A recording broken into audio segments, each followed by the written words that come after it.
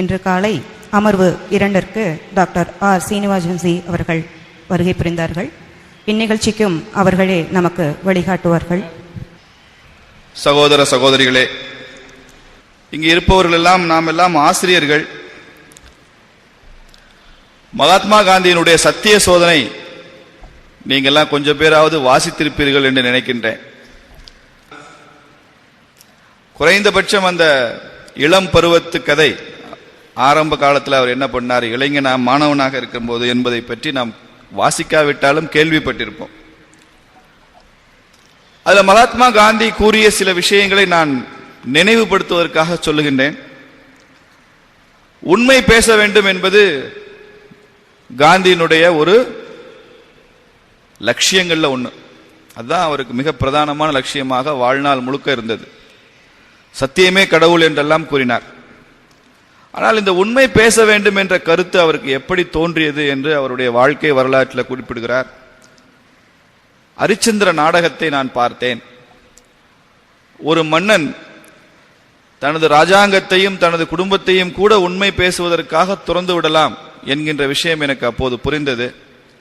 அந்த அரிச்சந்திர நாடகத்தை பார்த்த மாத்திரத்திலே இனிமேல் வாழ்க்கை முழுக்க உண்மை பேச வேண்டும் என்கின்ற விரதத்தை நான் மேற்கொண்டேன், சின்ன வயதிலேயே என்று கூறுகிறார். காந்தியடிகளுக்கும் அகிம்சைக்கும் இருக்கிற தொடர்பு நமக்கு தெரியும். அகிம்சா மூர்த்தி என்றெல்லாம் சொல்கிறார்கள். அவர் சொல்கிறார், நான் அகிம்சை பாடத்தை எனது மனைவி கஸ்தூரிபாயிடமிருந்து கற்றுக்கொண்டேன் எனது அவருடைய பயோகிராஃபியில சொல்கிறார். I have learnt the lessons of non violence from my wife Kasturba. Kasturba தான் காந்திக்கு நான் வயலன்ஸ்ல டீச்சர். பெற்றோர்களுக்கு சேவை செய்யணும், தந்தைக்கு தாய்க்கு எல்லாம் சேவை செய்ய வேண்டும். இந்த எண்ணம் எனக்கு சிரவணன் பிதுர்பக்தி நாடகத்தை பார்த்த பின்பு ஏற்பட்டது என்று சொல்கிறார். பெற்றோருக்கு செய்யக்கூடிய சேவை. காந்தியினுடைய வீடு ரொம்ப பெரிய வீடு போர்பந்தர்ல. அவங்க அப்பா பெரிய திவான். ஒரு அறையிலிருந்து இன்னொரு அறைக்கு அவருக்கு இரவுல போக கூட பயம் இருக்கும். காந்தி ரொம்ப பயந்தாங்கொள்ளி சின்ன வயதுல. அப்போ அவர் வீட்டில் வேலை செய்கின்ற ரம்பா என்கின்ற ஒரு வேலைக்கார பெண், நீ இப்படிலாம் பயப்படக்கூடாது, உனக்கு பயம் இல்லாமல் இருப்பதற்கு நான் ராமநாமம் உனக்கு சொல்லித் தருகிறேன், நீ ராமநாமத்தை ஜெபம் செய், உனக்கு பயம் போகாது என்று சொல்கிறார். அவரிடமிருந்து ராமநாமத்தை கற்றுக்கொள்கிறார். அவருடைய வாழ்க்கையின் முக்கியமான அம்சமாக மாறிவிடுகிறது. கடைசியா கோட்ஸே சுடும்போது கூட அவர் ஹே ராம் என்று சொல்லிதான் உயிர் விடுகிறார். ஒரு இடத்துல சொல்கிறார், ராம நாமா இருக்க, தி நாமா இஸ் மோர் பவர்ஃபுல் தென் ராமா என்று சொல்கிறார். ராமனை விட ராம நாமம் வலிமையானது அப்படின்னு சொல்றார் ஒரு இடத்துல. இப்படி பல விஷயங்கள் போகிறது. அவர் மது அருந்த மாட்டேன், பிற பெண்களை பார்க்க மாட்டேன், மாமிசம் உண்ண மாட்டேன், இதெல்லாம் எப்போ அவங்க அம்மாவுக்கு கொடுத்த சத்தியம், அது அவரை கடைசி வரை காப்பாற்றுகிறது என்று சொல்கிறார். இதெல்லாம் சம்மப் பண்ணி திரும்ப ஒரு தடவை ரிவ்யூ பண்ணுவோம் வேகமா. உண்மை பேச வேண்டும் என்பது அரிச்சந்திர நாடகத்திடமிருந்து வருகிறது, அகிம்சை கஸ்தூரிபாயிடமிருந்து வருகிறது, ராமநாமம் ரம்பாவிடமிருந்து வருகிறது, பெற்றோருக்கு சேவை என்பது சிரவணன் பிதுர்பக்தியிடமிருந்து வருகிறது, அவர் வாழ்க்கை முழுக்க ஏற்படுத்த 3 விரதம் அம்மாவுக்கு செய்து கொடுத்த சத்தியத்திலிருந்து வருகிறது. இதையெல்லாம் காந்தி குறிப்பிட்டிருக்கிறார் அவருடைய வாழ்க்கை வரலாறுல. அவர் குறிப்பிடாத விஷயம் என்ன என்று நான் தேடி பார்த்தேன். நான் இந்த பள்ளிக்கூடத்தில், இந்த கல்லூரியில, இந்த பல்கலைக்கழகத்தில் இந்த நல்ல விஷயங்களை கற்றுக்கொண்டேன் என்று அவர் அவருடைய பயோகிராஃபியில் எங்கேயுமே சொல்லல. இந்த வேல்யூஸ் நான் இந்த கல்வி நிறுவனத்திலிருந்து கற்றுக்கொண்டேன், நான் இந்த பல்கலைக்கழகத்தில் படித்தேன், எனக்கு இந்த நல்ல குணங்கள் வாய்த்தது என்று எங்குமே சொல்லவில்லை. நான் சொல்ல முன்வருகிற விஷயம் என்னவென்று சொன்னால், நல்ல விஷயங்களை சமுதாயமும் குடும்பம் தான் கற்றுத்தர முடியும். பள்ளிக்கூடங்களும் கல்லூரிகளும் பல்கலைக்கழகங்களுக்கும் ஒரு லிமிடேஷன்ஸ் இருக்கு, ஒரு வரையறை இருக்கு, அதுக்குள்ளதான் அவங்க இயங்க முடியும். குறிப்பாக நிறுவனப்படுத்தப்பட்ட கல்வி நிறுவனங்கள் மூலமாக மக்களை சென்றடைகின்ற வேல்யூஸ் ரொம்ப குறைவுதான். ஏனென்றால் நிறுவனப்படுத்தப்படும் போதே பல பிரச்சனைகள் வந்து விடுகின்றன. ராமாயணத்தில் ஒரு காட்சி வருகிறது. கதையின்படி இன்னும் ராமரும் அனுமனும் சந்தித்துக் கொண்டதில்லை. அப்போது காட்டுல அந்த வனத்தில் நடந்து வருகிறார் ராமன். எதிர ராமன் வருகிறான் என்பதை தெரிந்து அனுமன் ராமனை பார்க்க தனது பரிவாரங்களோடு வருகிறார். லக்ஷ்மணனுக்கு தெரியும் இவன் அனுமன் என்று. தூரத்தில் வரும்போதே சொல்கின்றான் லக்ஷ்மணன், அண்ணா அங்கே பாருங்க, ஹனுமன் ஒருத்தர் உங்க மேல ரொம்ப பக்தியோடு இருப்பவர், சதா உங்கள் பேரே சொல்லிக் கொண்டிருப்பவர், அவர் நீங்கள் இந்த காட்டுக்கு வந்திருக்கிறீர்கள் என்பதை அறிந்து உங்களை சந்திப்பதற்காக அதோ வருகிறார், உங்கள் மீது அவர் மிகுந்த பக்தி கொண்டவர் என்று சொல்கிறான் லக்ஷ்மணன். அப்போது ராமர் தூரத்தில் இருந்தே ஹனுமன் வருவதை பார்க்கிறார். அப்போது ராமர் கேட்கிறார், லக்ஷ்மணா, ஹனுமன் வருவதாக சொல்கிறாயே, இந்த ஹனுமனுடைய உடல் அசைவு, அவன் வருகின்ற அந்த பாணி, அந்த தோற்றம், இதையெல்லாம் பார்த்தால் அவன் மிகவும் படித்த கல்விமான் போன்று தெரிகிறதே அப்படின்னு கேட்கிறார். ரொம்ப படிச்ச கல்விமான் மாதிரி இருக்கு ஹனுமனை பார்த்தா. எவ்வளவு தூரத்துல இருந்து? ஒரு ஃபர்லாங் 2 ஃபர்லாங் தள்ளி வரும்போதே. இதுதான் அந்த வசனம் அதோட முடிந்து விட்டது. இப்ப நீங்க நம்ம கேள்விக்கு வாங்க. ஹனுமன் என்பவர் யார்? கடவுள். கடவுள் என்பது ஒரு பக்கம் இருக்கட்டும், நம்ம வழிபாட்டுக்குரிய மூர்த்தி தான். இன்னொரு பக்கம் ஹனுமன் என்பவர் வானரம். இன்னும் கொஞ்சம் பச்சையா சொல்லுவோம், வானரம் என்றால் குரங்கு, குரங்கினத்தை சார்ந்தவர். அப்போ நம்ம நாட்டினுடைய பாரம்பரிய மிக்க படித்தவர் என்று சொன்னானே, அது உண்மைதான். நம்ம நாட்டிலேயே முதல்ல வெளிநாட்டில் போய் படித்து வந்தவர் ஹனுமன் தான். சூரிய லோகத்தில் போய் படித்து வந்தார். ஃபர்ஸ்ட் ஃபாரின் ரிட்டர்ன் அவர் தான். அது அவருக்கு முன்னால வெளி லோகத்தில் போய் படித்தவர்கள் யாரும் இல்லை, படித்தவர் தான். ஆனால் நமது நாட்டினுடைய பாரம்பரியமான கல்வி முறை எப்படி இருந்தது என்றால், 2 ஃபர்லாங் தள்ளி நின்று பார்த்தால் கூட ஒரு குரங்கை பார்த்தால் படித்தவன் போன்று இருக்கும். அந்த குரங்கு படித்தவன் போன்று நடந்து கொள்ளும். இது நமது நாட்டினுடைய பாரம்பரியமான கல்வி முறை. இன்னைக்கு நவீன கல்வி முறையின் மூலமாக நாம் எப்படி மாற்றி இருக்கிறோம் என்று சொன்னால், ஒரு படித்த இளைஞனை பக்கத்தில் இருந்து பார்த்தால் குரங்கு மாதிரி இருக்கும். ஒரு இடத்துல இருக்க மாட்டான். அவனை பார்த்தா படிச்சவனுக்குரிய எந்த பண்புகளும் இருக்காது. விசில் அடிப்பான், பஸ்ல ஏறினா ஃபுட்பால்ல நிற்பான், உள்ளவானா வரமாட்டான், வந்தாலும் டிக்கெட் எடுக்க மாட்டான், டிக்கெட் எடுத்தாலும் கண்டக்டரோட தகராறு பண்ணுவான், கூட்டம் சேர்ப்பான், புகைப்பிடிப்பான். என்னென்ன இதெல்லாம் நடக்குது. நம்ம கேம்பஸ்ல இல்லையே என்பதற்காக நாம் மகிழ்ச்சி அடைந்து விட முடியாது. சமுதாயத்தில் இதெல்லாம் இருக்கு. அப்போ பாரம்பரியமான கல்விக்கும் நவீன கல்விக்கும் எவ்வளவு இடைவெளி இருக்கிறது. இன்னைக்கு இருக்கிற கல்வி என்பது மிகச்சிறந்த அறிவாளிகளை உருவாக்கக்கூடிய கல்வி முறையாக இருப்பதாக சொல்லிக் கொள்கிறார்கள். இன்னைக்கு ஐஐஎம் போன்ற மேலாண்மை நிறுவனங்கள் இருக்கின்றன, Indian institute of management, IIT. இந்த ஐஐடி ஐஐஎம்ல படிக்கிறவங்க எல்லாம் நல்ல பொறியாளர்களாக வருவார்கள் என்பதில் சந்தேகம் இல்லை. நல்ல ஆளுமை நிறைந்த ஒரு மேலாண்மை நிறுவனத்திலிருந்து வரக்கூடியவங்க நல்ல ஆளுமை நிறைந்தவர்களாக வருவார்கள் என்பதில் சந்தேகம் இல்லை. நல்லவர்களாக வருவார்களா? மெடிக்கல் காலேஜில் படிக்கிறவர் சிறந்த டாக்டரா வெளியில வருவார். நல்ல டாக்டரா இருப்பாரா? நல்ல இன்ஜினியரா இருப்பாரா? நல்ல மேனேஜரா இருப்பாரா? அந்த நல்ல அப்படின்னு ஒரு அட்ஜெக்டிவ் போட்டா அதற்கு நிறுவனங்கள் உத்தரவாதம் அளிக்காது. எந்த நிறுவனம்? ஐஐஎம் சொல்லும், we could produce best managers but we cannot assure that they will be good managers. நல்லவங்களா இருப்பா, அது தெரியாது, அதுக்கு நீங்க தான் பொறுப்பு. அப்ப சன்னியாசிகள் கூட நல்ல சன்னியாசிகள், நல்ல குடும்பத்தில் நல்ல அப்பா அம்மாவுக்கு பிறந்தவங்க தான் நல்ல சன்னியாசியா வர முடியும், நல்ல பாரம்பரியத்தில் வந்தவங்க. அப்போ நமது பொறுப்பு இன்னும் கொஞ்சம் அதிகமாகிறது. இந்த இடத்துல தான் நாம ஆசிரியர் பணியினுடைய முக்கியத்துவத்தை புரிந்து கொள்ள வேண்டும். ஒரு ஆசிரியர் என்பவர் யார்? ஒரு ஆசிரியர் என்பவர் ஒரு தலைவர் என்று சொல்கிறார்கள். தலைவர். ஒரு ஆசிரியர் என்பவர் நல்ல ரோல் மாடல் என்று சொல்கிறார்கள், முன்மாதிரியாக இருப்பவர். ஒரு ஆசிரியர் நல்ல மேன் மேக்கர் என்று சொல்கிறார்கள், மனிதர்களை உருவாக்குவார். தலைவருக்குரிய தகுதிகள் என்ன என்று ஹார்வர்ட் பல்கலைக்கழகத்தினுடைய மேலாண்மை நிறுவனத்தில் ஆராய்ச்சி செய்தார்கள். தலைமைக்குரிய தகுதி என்ன என்று பல 100 விஷயங்களை பட்டியலிட்டார்கள். ஆனால் எல்லாமே இருப்பவர்கள் தலைவர்கள் என்று அவசியம் இல்லை. சில பேருக்கு தலைமை பண்புகள் அதிக எண்ணிக்கையில் இருக்கலாம், சிலருக்கு குறைவான எண்ணிக்கையில் இருக்கலாம். இப்போ விவேகானந்தர் போன்றவருக்கு எல்லாமே தலைமை பண்பு தான். அவர் உட்கார்றது, எழுவது, நடப்பது, பேசுவது எல்லாமே லீடர்ஷிப் குவாலிட்டியாக இருக்கும். குறைந்தபட்சம் 2 விஷயங்கள் இருக்க வேண்டும் ஒரு தலைவருக்கு என்று மினிமம், காமன் மினிமம் ஐட்டம் அப்படி யோசிச்சாங்க. அந்த 2 விஷயம் என்ன? ஒன்னு, a leader must take initiatives. Initiative எடுக்கணும். இனிஷியேட்டிவ்னா என்ன அர்த்தம்? ஒரு தன்முனைப்பாக ஒரு காரியத்தை அவராக செய்ய தொடங்கினா அவர் தலைவர். தலைவர் என்ற மாத்திரத்தில் நாம காந்தியையும் நேருவையும் சுவாமிஜியையும் ஆப்ரஹாம் லிங்கனையும் மன்மோகன் சிங்கையும் அப்படி யோசித்துக் கொண்டிருக்கிறோம். அது இல்லை. நம்மை சுற்றியே நிறைய தலைவர்கள். இங்க இருக்கிற ஒவ்வொரு டீச்சருமே தலைவர் தான். உங்க வீட்டில் இருக்கிற உங்க அப்பா அம்மா எல்லாம் தலைவர்கள் தான். All R leaders. பட் என்ன அளவுக்கு அவங்களுக்கு அந்த இனிஷியேட்டிவ் இருக்குன்னு பார்க்கணும். அவர்களாக முன் வந்து ஒரு வேலையை செய்தால் அவர்கள் தலைவர்கள். யாரும் சொல்லக்கூடாது. அது அடுத்த 50% என்ன விஷயம்? இனிஷியேட்டிவ் எடுத்தா மாத்திரம் போதாது, மற்றவங்களை இன்ஃப்ளூயன்ஸ் பண்ணணும். நீ மாத்திரம் அந்த வேலையை செய்தால் போதாது, மற்றவர்களை செய்ய வைக்கிறவன் தான் தலைவர். புரியுதா? நாம ஒரு வேலையை செய்து கொண்டிருந்தால் நல்ல மனிதன், a good human being, அவ்வளவுதான். மற்றவர்களையும் அந்த பணியை செய்ய வைக்கும் போதுதான் you are a leader. பழைய கால பஸ் திடீர்னு இடையில நின்றும், இப்பயும் அந்த மாதிரி பஸ் இருக்கு, செல்ஃப் எடுக்காது. அப்ப கண்டக்டர் டிரைவர் சொல்லுவாரு, கொஞ்சம் பேர் இறங்கி யாராவது தள்ளுங்கம்பாரு. அப்ப இறங்கி தள்ளுங்கன்னா யாரும் இறங்க மாட்டாங்க, அப்படியே உட்காந்துருப்பாங்க. திடீர்னு ஒருத்தர் அந்த பேசஞ்சர்ல இருந்து ஒருத்தர் எந்திரிப்பாரு, எந்திரிச்சு ஆம்பளைங்க எல்லாம் வாங்க அப்படின்ட்டு அவர் இறங்குவார் கீழே. கவனிச்சிருக்கீங்களா? ஆம்பளைங்க எல்லாம் வாங்க அப்படி சொன்ன உடனே அவர் கூட ஒரே ஒருத்தர் கீழே இறங்குவார், மற்றவங்க எல்லாம் அமைதியா உட்காந்துட்டே இருப்பான். சில பேர் மனைவியோட எல்லாம் வந்திருப்பான், அந்த அம்மா அப்படி பார்ப்பாங்க, அப்படின்றவாங்க, போகாத யாரோ தள்ளுவான், நீ உனக்கு என்ன வேர்த்து வடியுது, போகாத அப்படின்றவாங்க. இந்த 2 பேர் மட்டும் மேக்சிமம் என்ன தள்ள முடியுமோ தள்ளுவான். 2 பேர் தள்ளனா நகராது, ஏன்னா பஸ்ல பேசஞ்சரே 60 பேர் உட்காந்துருப்பான், அப்ப வண்டி நகராது.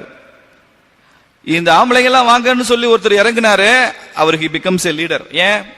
he takes initiative. ஒரு முயற்சி ஆரம்பிச்சிட்டாரா இல்லையா? இந்த பஸ் நின்றுருக்கு, இதை தள்ளி விடணும் இந்த பேருந்த, அதனால அவர் இறங்குறாரு. லீடர்ஷிப்ல 50% வந்துருச்சு அவருக்கு. இப்ப அவரால் இந்த செகண்ட் ஹாஃப் முடியல. என்ன முடியல? இன்ஃப்ளூயன்ஸ் பண்ண முடியல, மற்றவங்களும் இறங்கி தள்ள வைக்க முடியல. அவர் கோபம் வருது. திடீர்னு மறுபடியும் பேருந்துக்குள்ள ஏறார். ஏறி இறங்குறப்ப என்ன சொல்லிட்டு போனாரு? ஆம்பளைங்க எல்லாம் வாங்க. இப்ப என்ன சொல்லுவாருன்னா, ஆம்பளையா இருந்தா வாங்க அப்படின்னு சொல்லுவார். இப்போ சவால் விடப்பட்டிருக்குது ஆண்மைக்கு இல்லையா? அந்த அம்மா இறங்கியா அப்படிங்க போய் தள்ளிட்டா. முதல்ல ஆம்பளைங்க எல்லாம் வாங்கன்னப்ப போகாதீங்கன்னு சொன்ன அம்மா, இப்போ இறங்கியா போய் தள்ளி விட்டு வா பஸ். ஏன்னா அவன் சவால் விட்டான், ஆம்பளையா இருந்தா வா அப்படின்னு. இப்போ தட தட தடன்னு ஒரு 10-20 பேர் இறங்குவான். அப்புறம் ஒரு விரல வச்சா கூட போதும். அப்போ அவரால் இனிஷியேட்டிவ் எடுக்க முடியுது, இவர்களை இன்ஃப்ளூயன்ஸ் பண்ண முடியுது. என்ன சொன்னா இவன் இன்ஃப்ளூயன்ஸ் ஆவான்னு தெரியுது. அப்ப he becomes a leader. இப்படிதான் தலைமை பண்பு உருவாகும்.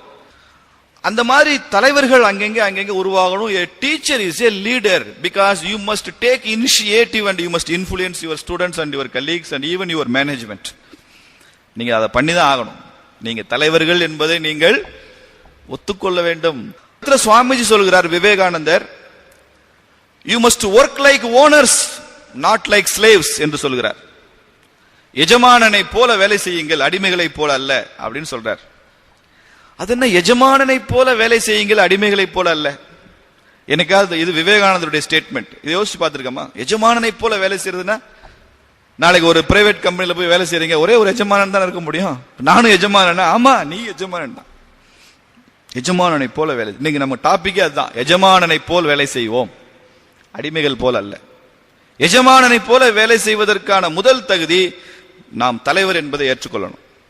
தலைமைக்கான 2 பண்புகள், இனிஷியேட்டிவ் அண்ட் இன்ஃப்ளூயன்ஸ். இதுக்கு என்ன தமிழ் எனக்கு உடனடியா ஞாபகம் வரல, நீங்க தமிழ் என்ன வார்த்தை வேணாலும் போட்டுங்க. இனிஷியேட்டிவ் அண்ட் இன்ஃப்ளூயன்ஸ், இந்த 2 இருந்தா நாம தலைவர்கள். ஒரு தலைவர் நல்ல ரோல் மாடலா இருக்கணும், முன்மாதிரியாக இருக்கணும்.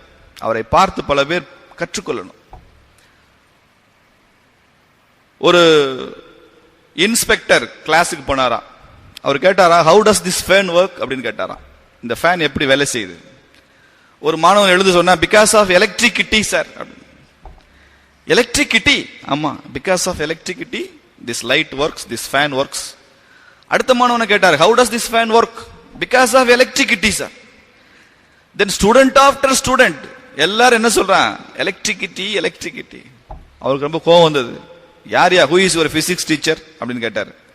பிசிக்ஸ் டீச்சர் வந்தார். என்ன சார், யாரை கேட்டாலும் எலக்ட்ரிசிட்டி எலக்ட்ரிசிட்டிங்கிறான். What to do sir, it is their capacity.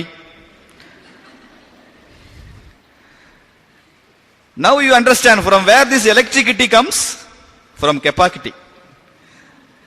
மலையாளத்தில் ஒரு பழமொழி இருக்கு, குருவின் அட்சரம் 1 பிழைக்கின் 55 சிஷ்யன் பிழைக்கும்.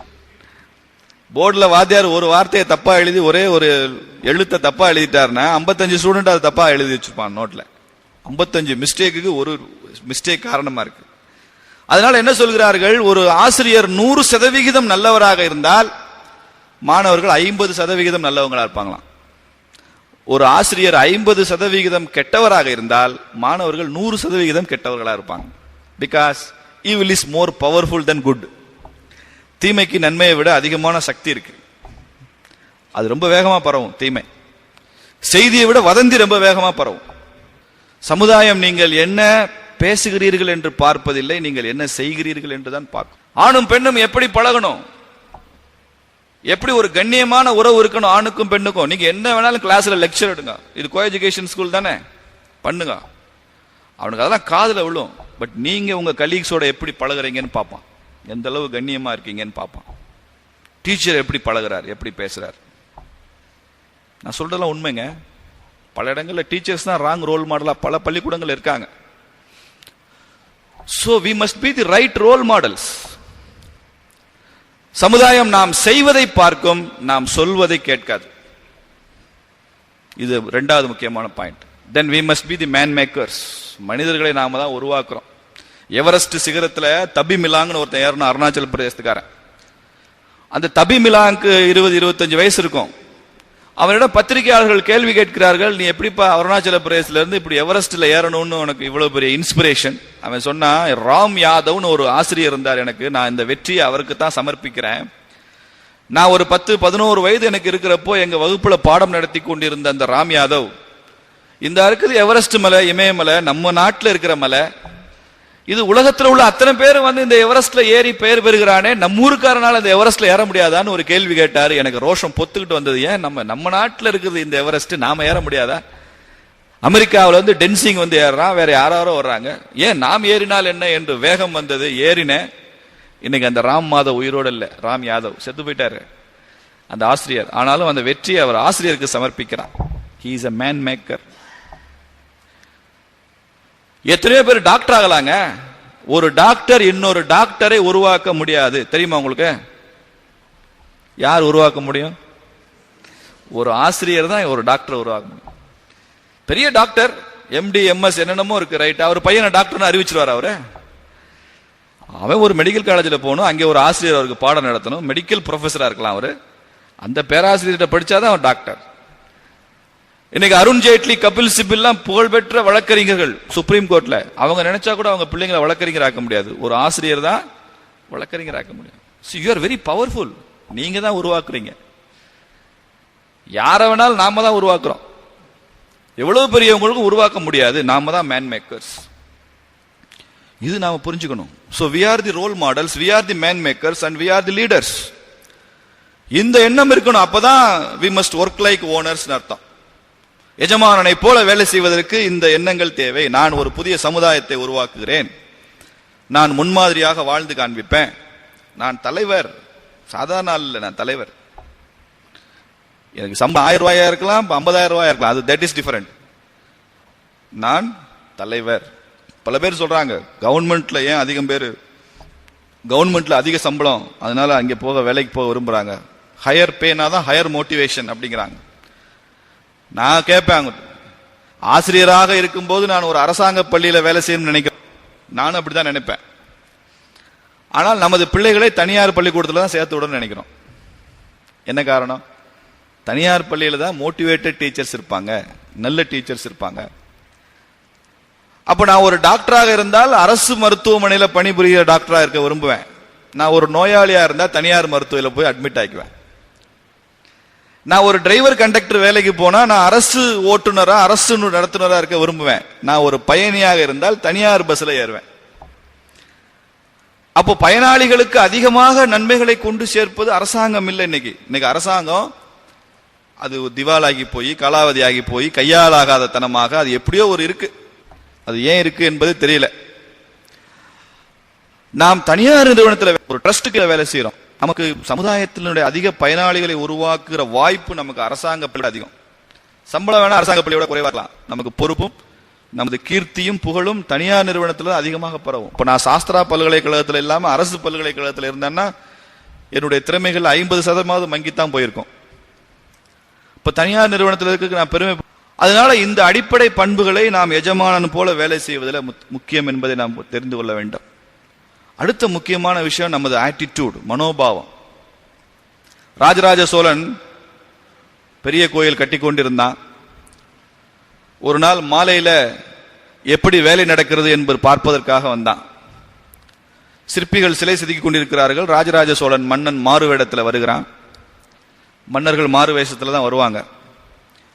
அப்பதான் மக்கள் உண்மையை சொல்லுவாங்க. வந்து கேட்கறது ராஜான்னா பொய் சொல்லிடுவான், ராஜாவை புகழ்ந்து. அதனால மாறு வேஷத்துல வந்து கேட்கிறாங்க. ஒரு சிற்பி சிலை செதுக்கி கொண்டிருக்கிறான். அவனிடம் கேட்கிறார், ராஜா நீ என்ன செய்து கொண்டிருக்கிறாய்ன்னு கேட்கிறார்.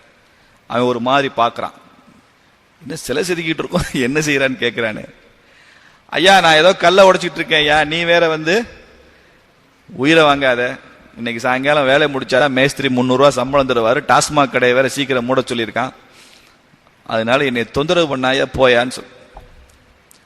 அடுத்து ஒரு 10 அடி நகர்ந்து போகிறார். இன்னொரு சிற்பி அதே போல சிலை செதுக்கி கொண்டிருக்கிறார். அவரிடம் போய் என்ன செய்து கொண்டிருக்கிறார் என்று கேட்கிறான் ராஜராஜ சோழன். அந்த சிற்பி சொல்கிறான், நான் ஒரு சிலை செதுக்கி கொண்டிருக்கிறேன், நீ பார்க்க வந்தாயா, நான் நன்றாக செதுக்குகிறேனா என்று பார் என்று சொல்கிறான். அவனிடம் 2 நிமிடம் பேசிவிட்டு ராஜராஜ சோழன் அடுத்த ஒரு சிற்பியிடம் செல்கிறான். அந்த சிற்பியிடம் இதே கேள்வி, நீ என்ன செய்து கொண்டிருக்கிறாய் என்று கேட்கிறான். அந்த சிற்பி சொல்கிறார், நான் ஒரு தெய்வ திருமேனியை வடிவமைத்துக் கொண்டிருக்கிறேன், அதற்கான தியான சுலோகங்கள் சொல்லிக் கொண்டிருக்கிறேன் அப்பா, நீ என்னை தொந்தரவு செய்யாதே என்று சொல்கிறார். ஒவ்வொரு சிலையும் செதுக்கிறப்போ அதற்குரிய தியான சுலோகம் சொல்லணும். சரஸ்வதி சிலை செதுக்குனா சரஸ்வதிக்குன்னு தியான சுலோகம் இருக்கு, அதை சொல்லிக்கொண்டே தான் செதுக்கணும்.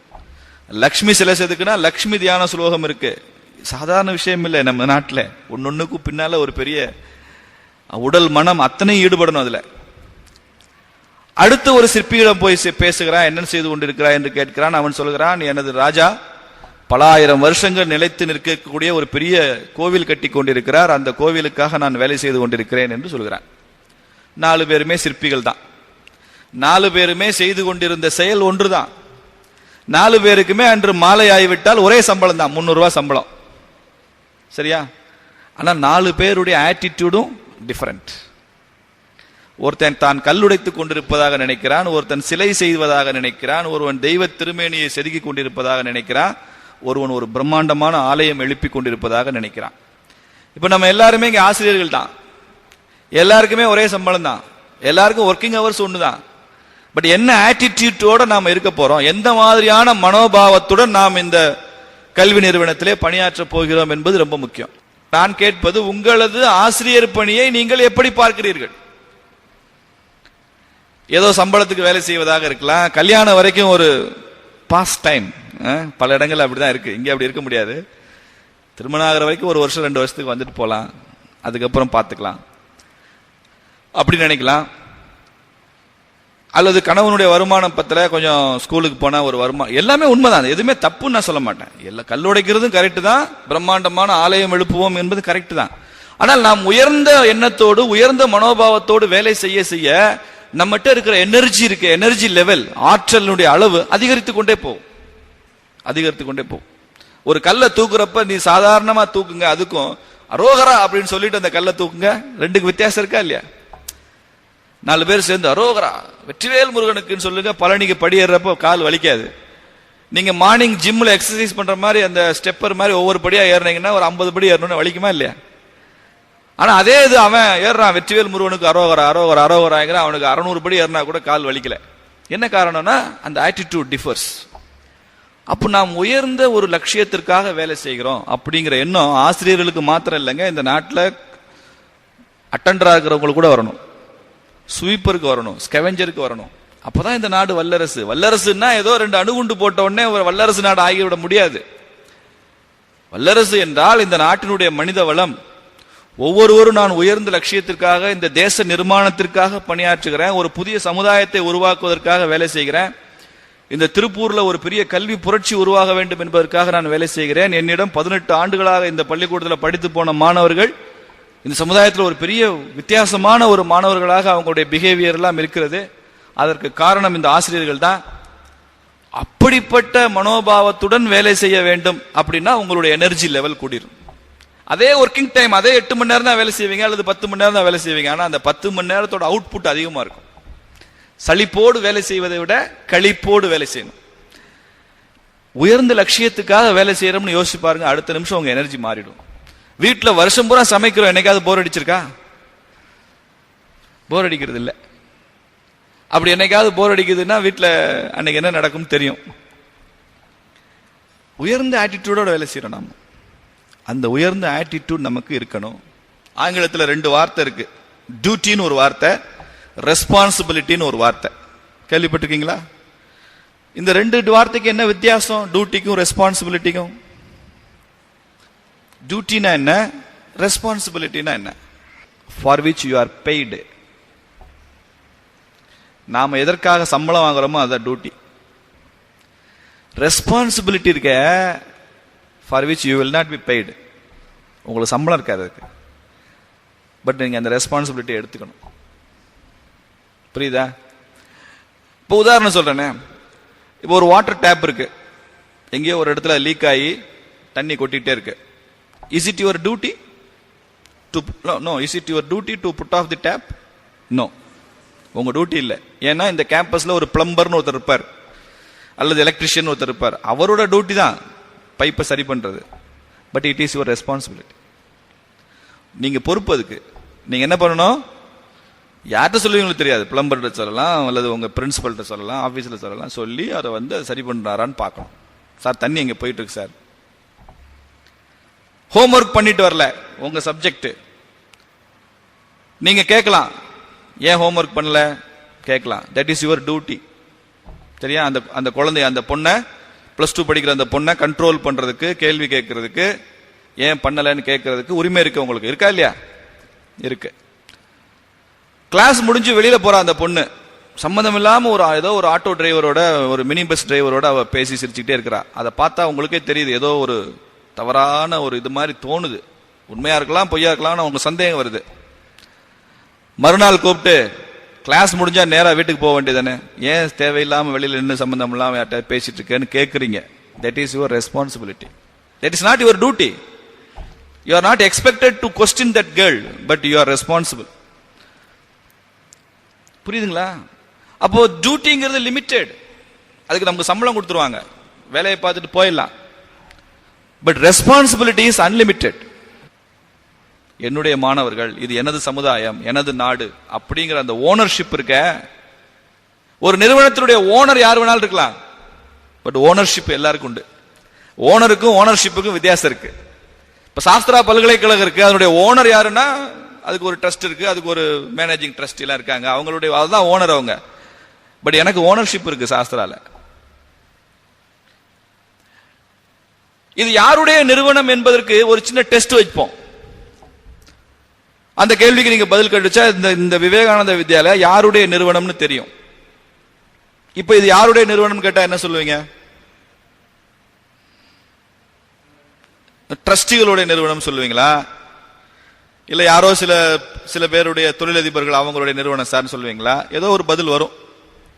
இப்ப நான் கேட்கிறேன், இவங்கெல்லாம் முடிவு பண்ணி இப்படி ஒரு பள்ளிக்கூடம் நடத்த வேண்டாம் அப்படின்னு முடிவு பண்ணி நாளைக்கு இந்த பள்ளிக்கூடத்தை மூடுவதாக ஒரு தீர்மானம் போட்டு இந்த மே 31 மூடிறாங்கன்னு வச்சுங்க, ஒரு பேச்சுக்கு.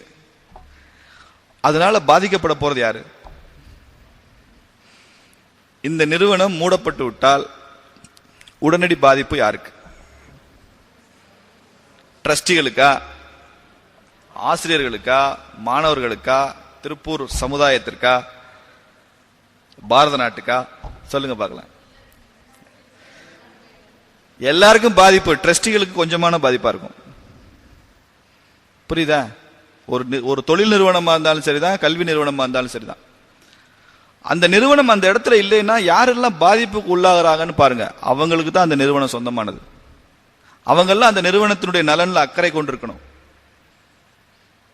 இந்த நிறுவனத்தினால 150 பேருக்கு வேலை கிடைச்சிருக்கு, 200 பேருக்குன்னா அந்த 200 பேருக்கும் இந்த நிறுவனம் என்னுடையதுன்ற எண்ணம் இருக்கணும்.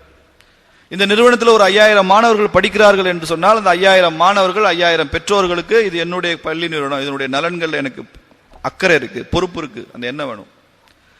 இந்த நிறுவனத்தில் 18 வருஷமா இத்தனை மாணவர்கள் படித்து வெளியேறுகிறார்கள் என்று சொன்னால் இது திருப்பூர் நகரத்திற்கு கிடைத்த பெருமை என்று திருப்பூர் நகர மக்களுக்கு இந்த நிறுவனத்தின் மீது அக்கறை இருக்கணும். யாரோ 10 பேர் ட்ரஸ்டி நடத்துவாங்க, மற்றவங்க எல்லாம் இதுக்கு எதிராக சிந்தித்துக் கொண்டிருப்பார்கள் என்று சொன்னால் நிறுவனங்கள் வளர முடியாது. நம்ம நாட்டில் அதான் பிரச்சனையே. இப்போ அது தனியார் கல்வி நிறுவனமா இருந்தாலும் சரி, ட்ரஸ்டா இருந்தாலும் சரி, பொது நிறுவனமா இருந்தாலும் சரி, நிறுவனம் நடத்துபவர்கள் நடத்தி கொண்டிருக்க சுத்தி உள்ள சமுதாயம் அதற்கு எதிராக சிந்தித்துக் கொண்டிருந்தால் நிறுவனங்கள் வளராது, தேசம் வளராது. நிறுவனம் வளர வேண்டியது அவசியம் எனக்கு இல்லை. எனக்கு விவேகானந்த வித்யாலயா ஏன் வளர வேண்டும் என்றால் இந்த சமுதாயம் அப்பதான் பயன்படும், உருப்படும். அப்போ இதுக்கு நான் பொறுப்பேற்றுக் கொள்கிறேன் என்ற எண்ணம் வேணும். இதுதான் ஒர்க் லைக் ஓனர்ஸ் அர்த்தம். எஜமானனை போல வேலை செய்யுங்கள் என்று சொன்னால் அதுதான் அர்த்தம். இந்த நிறுவனத்தில் முக்கியமான ஒரு 5 பேர் சொல்லுங்க பார்க்கலாம். எந்த நிறுவனத்திலையும் முக்கியமானவங்க சொல்லுங்க அப்படின்னு சொன்னா you must begin with your self. Sir நான் முக்கியமான ஆள் சார் முதல்ல. Unless you think that you are the important person, நீங்க எப்படி ஹவு குட் யூ பெர்ஃபார்ம்? இந்த நிறுவனத்தில் மட்டும் இல்ல சார், இந்த நாட்டில் முக்கியமான 5 பேர் சொல்லுங்கன்னா மன்மோகன் சிங்ல இருந்து ஆரம்பிப்பீங்களா? இல்ல, உங்கள்ல இருந்து ஆரம்பிங்க. இந்த டிஸ்ட்ரிக்ட்ல 5 முக்கியமான சொல்லுங்கன்னா கலெக்டர், எஸ்பின்னு சொல்லுவீங்களா? இந்த கலெக்டர் வேற டிஸ்ட்ரிக்ட் டிரான்ஸ்பர் கேட்டு ஒரு வருஷமா எழுதி போட்டு உட்காந்துருக்கிறார், அவர் எப்படி முக்கியமானவரா இருப்பாரு? இந்த எஸ்பி நாளை காலைல டிரான்ஸ்பர் ஆகி இன்னொரு இடத்துக்கு போயிடுவாரு, அவர் எப்படி இந்த டிஸ்ட்ரிக்ட் முக்கியமானவர்? இங்க இருக்கிற வரைக்கும் இதை பாத்துக்குவாரு, வேற செக்ஷன் போனா அதை பார்க்க போறாரு. அப்ப இந்த திருப்பூர் மாவட்டத்தை மனசுல உள்வாங்கி இந்த மண்ணுக்காக வேலை செய்யறவங்க தானே முக்கியமானவங்க. அவங்க நீங்க தானே அரசு அதிகாரி அப்படி இருக்க முடியும். இந்த நிறுவனத்தில் முக்கியமான 5 பேர்னா உங்கள தானே ஆரம்பிக்க முடியும். புரியுதுங்களா? இப்ப விஸ்வாஸ் ராமசாமிஜி இந்த ஸ்கூலுக்கு ஒரு மாசம் வரல, ஃபாரின் போயிட்டாருன்னு வச்சுங்க, ஒரு 6 மாசம் அவர் வரல. அப்போ இந்த ஸ்கூல் ரொம்ப பாதிக்குமா? நீங்க 6 மாசம் ஸ்கூலுக்கு வரல, லீவு, மெட்டர்னிட்டி லீவு, ஏதோ ஒரு லீவுன்னு வச்சு, கல்யாணம் ஆயிடுச்சு ஏதோ ஒண்ணு, அப்போ இந்த ஸ்கூல் ரொம்ப பாதிக்குமா? சொல்லுங்க பார்க்கலாம், நீங்க சொல்லுங்க. மேத்ஸ் டீச்சர் 6 மாசம் லீவு, விஸ்வாஸ்ஜி 6 மாசம் லீவு, எப்ப இந்த ஸ்கூல் ரொம்ப பாதிக்கும்? மேத்ஸ் டீச்சர் லீவுனா தானே. அப்ப யார் ரொம்ப முக்கியமானவங்க? என்ன இருந்தாலும் அவர் பெரியவர் சார், எப்படி அவரை விட்டு கொடுக்க முடியாது. நம்ம கல்ச்சர் அது, பெரியவங்கள வாஸ்தவம் தான், ஒவ்வொருத்தரும் முக்கியம், ஒவ்வொருத்தரும் முக்கியம். சிவகரே சொல்லுவான், even the stop clock is right twice a day அப்படிமா. நின்னு போன கடிகாரம் கூட ஒரு நாளைக்கு 2 தடவை சரியா நேரம் காட்டும், அப்படித்தானே? 9:30 மணிக்கு நின்னு போச்சுன்னு வச்சுங்க, காலையில 9:30 பாத்தீங்கன்னா சரியா நேரம் காட்டுதுன்னு அர்த்தம், திரும்பி நைட்டு 9:30 சரியா நேரம் காட்டும். So even a stopped clock is right twice a day. அந்த அளவுக்கு எல்லாரும் முக்கியம் தான். இந்த நாட்டில் யாரையும் ஒதுக்கிட முடியாது. 120 கோடி மக்கள் இருக்கலாம், ஒருத்தரை ஒதுக்குனா கூட இந்த தேசத்துக்கு அபாயம் தான். எல்லாரும் முக்கியம், ஆனா நீங்க தான் ரொம்ப முக்கியம். உங்களுக்கு உங்ககிட்ட இருந்தா ஆரம்பிக்கணும். You must begin with your self. இந்த நிறுவனத்துல முக்கியமான 5 பேர்ல முதல் ஆள் நீங்க தான். 2வது யார் வேணாலும் வச்சுங்க, நீங்க, அது பிரச்சனையே கிடையாது. இந்த நாட்டில் முக்கியமான ஆள் சொல்லுன்னா நீங்க உங்கள இருந்து ஆரம்பிக்கணும், அப்புறம் வச்சுக்கலாம் மற்றதெல்லாம். நம்மிடமிருந்து ஆரம்பிச்சாதான் நான் இந்த நிறுவனத்துல முக்கியம், நான் இந்த நாட்டுக்கு முக்கியம், நான் எங்க வீட்டுக்கு முக்கியம், இந்த சமுதாயத்துக்கு நான் முக்கியம் நினைச்சாதான் நம்மகிட்ட இருந்து நல்ல விஷயங்கள் வெளிப்படும். இதுக்கு ஏதோ செர்வ் பண்ணலாம்னு நினைப்போம். ஒருபடி மேல போய் யோசித்தா இந்த பள்ளிக்கூடத்தில் நடக்கிறது மட்டும் இல்லைங்க, இந்த உலகத்தில் நடக்கிற அத்தனை விஷயத்துக்கு நாம தான் பொறுப்பு. அதான் சுவாமிஜி சொல்றாரு, take all the responsibility on your shoulders அப்படிங்கிறாரு. எல்லா பொறுப்பையும் தோல் மேல சுமந்து கோங்கிறார். எல்லாத்துக்கும் நீ தான் பொறுப்பு. But you must address it by working in this campus. உலகத்தினுடைய அத்தனை பிரச்சனைகளையும் நீங்க அட்ரஸ் பண்றீங்க. எப்படி? இந்த பள்ளியில் ஆசிரியராக பணியாற்றுவதன் மூலமாக அந்த பிரச்சனைகளை தீர்க்க முயற்சி செய்கிறீர்கள். குளோபல் வார்மிங் இருக்கு, புவி வெப்பமயமாகிறது, அதுக்கு நீங்களும் நானும் பொறுப்பு. நாம பார்த்து வெப்பமயமாக்கல, ஆனா வெப்பமயம் ஆயிடுச்சு, நாம பொறுப்பு தான். அப்ப புவி வெப்பமயமாதல் என்கின்ற ஒரு மிக பிரமாண்டமான ஒரு பிரச்சனையை you are addressing in this campus. எப்படி சொல்லுங்க பார்க்கலாம்? நீங்க அந்த பிரச்சனையை தீர்ப்பதற்கு முயற்சி செய்கிறீர்கள். எப்போது? உங்க கேம்பஸ்ல ஒரு மரம் வைக்கிறப்போ. புரியுதா? மரம் வைக்கிறேன், ஒரு நிழல் தரும், அப்படி இல்ல. இந்த மரம் புவி வெப்பமயமாவதை தடுக்கும், கார்பன் டை ஆக்சைடுல அதிகமா அப்சர்வ் பண்ணும். அப்போ ஒரு 50 மரம் நம்ம கேம்பஸ்ல வச்சுட்டோம், வெளியில வச்சுட்டோம், காம்பவுண்ட்ஸ் ஒரு ஒட்டி வச்சுட்டோம். You are addressing that problem. புரியுதா? நம்ம இது சாதாரணமா செய்யறாங்க ஒரு வேலை, பட் அதுக்கு பிரம்மாண்டமான பின்னணி இருக்கு, விளைவுகள் இருக்கு. இதுதான் you must work like owners அர்த்தம், எஜமானனை போல வேலை செய்யறதுன்னு அர்த்தம். அதான் உலகம் பூரா எனக்கு என்ன பிரச்சனை? வெளியில பூரா திருட்டு நடக்குது சமுதாயத்துல. உங்க கிளாஸ்ல உங்க மாணவனுக்கு திருடுவது தவறு, அடுத்தவர்கள் பொருள் மீது ஆசைப்படுவது தவறு என்கின்ற கருத்தை உருவாக்கி அவன் வாழ்நாள் முழுக்க அதை அவன் பின்பற்ற வச்சுட்டா you are addressing the problem of theft outside. வெளியில உள்ள கிரைம் ரேட்டை நீங்க குறைக்கிறீங்க. வெளியில பெண்களுக்கு எதிரான வன்முறை இருக்கு நிறைய. பஸ் ஸ்டாப்ல 4 பொண்ணுங்க நின்னா பையன் விசில் அடிக்கிறான், கிண்டல் பண்றான், ஈவ் டீசிங் பண்றான், அதான் நடக்குது சமுதாயத்துல. நீங்கள் உங்களது மாணவர்கள்ட்ட பெண்கள் மீது மரியாதையோடு எப்படி இருப்பது, கண்ணியத்தோடு எப்படி நடந்து கொள்வது என்கிற கருத்தை மனசுல உங்களால புரிய வைக்க முடிந்தால், வெளியில பெண்களுக்கு நடக்கிற பெரிய வன்முறைக்கு எதிராக நீங்கள் ஒரு பிரச்சனையை தீர்க்க முற்படுகிறீர்கள் அர்த்தம். அதனால உலகத்தில் உள்ள அத்தனை பிரச்சனைக்கும் நம்ம கேம்பஸ்ல நாம ஆசிரியரா இருப்பதன் மூலமாக அதுக்கு தீர்வு காணலாம். ஏன்னா உலகத்துல எந்த பிரச்சனைக்கும் நாம தான் பொறுப்புன்ற எண்ணம் வரணும். மதுரையில மர்டர் நடந்தாலும் நீங்க தான் பொறுப்பு, ரோடு ஆக்சிடென்ட் நடந்தாலும் நாம பொறுப்பு. நீங்க இல்ல, நான் தான். அப்போ எல்லா பிரச்சனைக்கும் நாம தான் பொறுப்பு, எல்லா பிரச்சனையும் நாம் தீர்க்க முடியும். தீர்க்கிற இடத்துல தான் நாம் ஆசிரியரா இருக்கிறோம். கொஞ்சம் வெயிட்டை ஏத்திக்கிட்டே போறணும். ஒரு கல்லூரி ஆசிரியர் கேட்டாங்க ஒரு பேராசிரியை, சார் நான் தினசரி போறேன், ஒருத்தன் குடிச்சிட்டு மயங்கி கிடக்குறான், காலையில அந்த மரத்தடியிலே இருப்பான், மயங்கி போய் கிடப்பான், அதுக்கு நான் தான் பொறுப்பா சார்? ஆமா நீங்க தான் பொறுப்பு. பொறுப்பு என்று சொன்ன மாத்திரத்தில் அப்ப நான் ஏதாவது செய்யணுமே சார், அவனுக்கு என்ன செய்ய முடியும்? நான் சொன்னேன் ஒன்றும் செய்ய முடியாது. நீங்க என்ன பண்ணுவீங்க?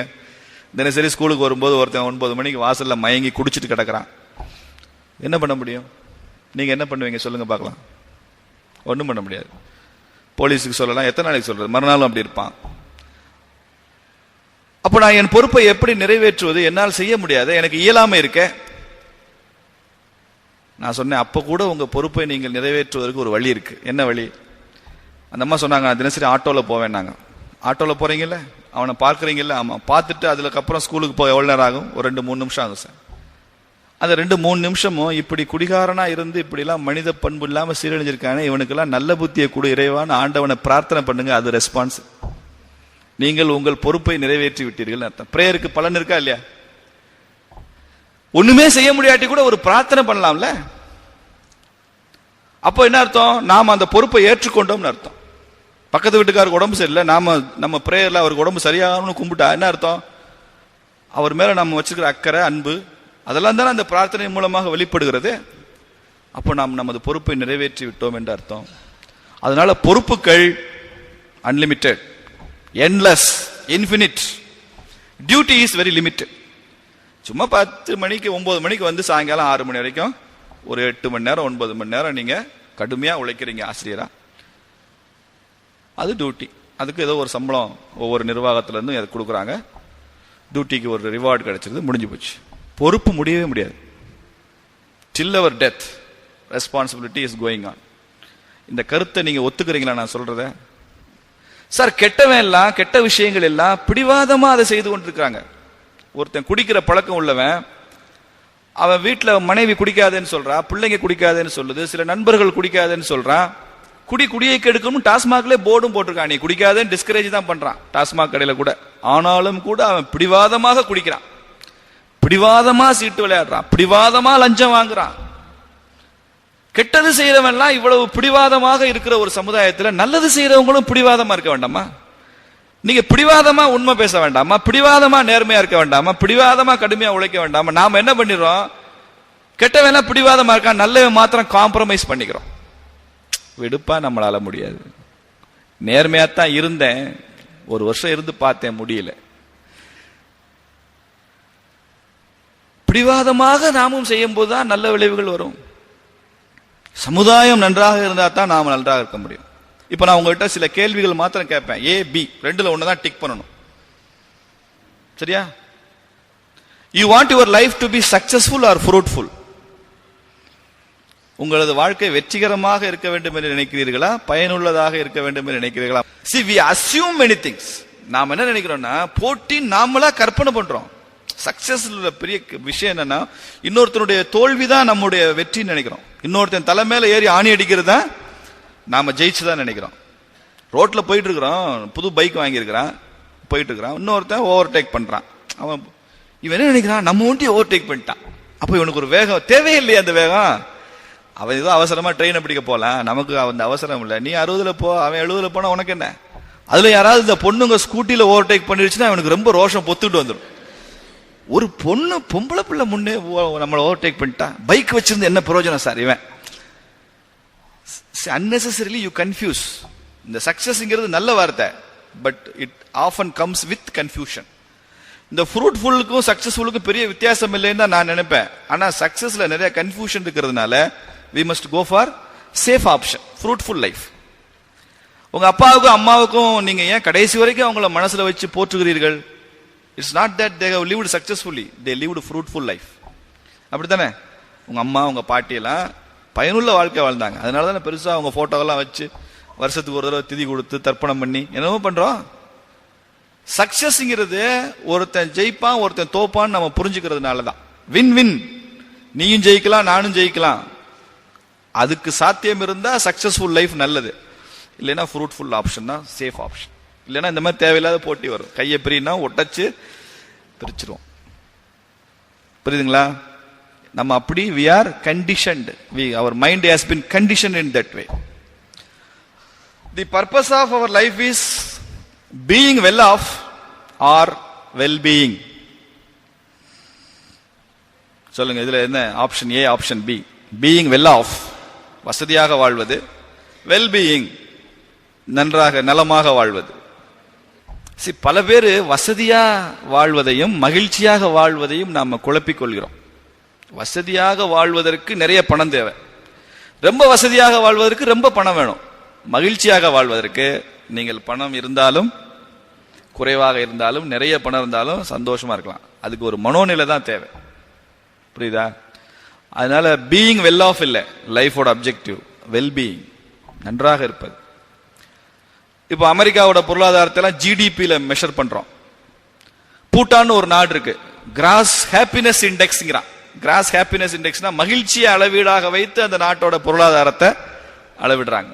மரத்தை வெட்டாம இருக்கமா, குற்றங்கள் குறைவாக இருக்குதா, மக்கள் எல்லாம் சந்தோஷமா இருக்காங்களா, அங்க போலீஸ் லத்தி சார்ஜ் கலவரம் எல்லாம் வராமல் இருக்கா, இதெல்லாம் வைத்துக்கொண்டு பூட்டான் தான் உலகத்துல மகிழ்ச்சியான நாடுன்னு சொல்றாங்க. அமெரிக்கா அவன் பூட்டான்றாங்க. அங்க ஒரே கலவரம் தான், பிரச்சனை தான், நிறைய அன்லாஃபுல் ஆக்டிவிட்டிஸ் இருக்கு, கிரைம் ரேட் ரொம்ப அதிகமா இருக்கு. அப்படி ஒரு தேசத்துல நீங்க நிறைய நகை போட்டு பணம் போட்டு ரோட்ல நடக்க முடியாதுன்னு சொன்னா, அப்படி ஒரு சமுதாயத்தில் நீங்க வாழ்ந்து என்ன பிரயோஜனம்? 6 மணிக்கு வீட்டை பூட்டிக்கணும், சுத்தி 2 பேர் ஸ்டென் கன்னோட தான் இருக்கணும். இப்படி ஒரு வாழ்க்கை வாழ முடியாது. நம்ம வசதியா தான் இருக்கலாம், ஆனா மகிழ்ச்சியா இருக்க முடியாது. எப்ப என்ன நடக்கும் தெரியாது. ராத்திரில படுத்தா தூக்கம் வராது. மெத்த வாங்கினேன் தூக்கத்தை வாங்கினேன்னு வைரமுத்து மாதிரி பாடலாம். நாம மெத்த தேவையில்லை, தூக்கத்தை உத்தரவாதப்படுத்தணும். இஸ்கான் மூவ்மெண்ட் எப்படி வெளிநாட்டில் பரவுச்சு தெரியுமா?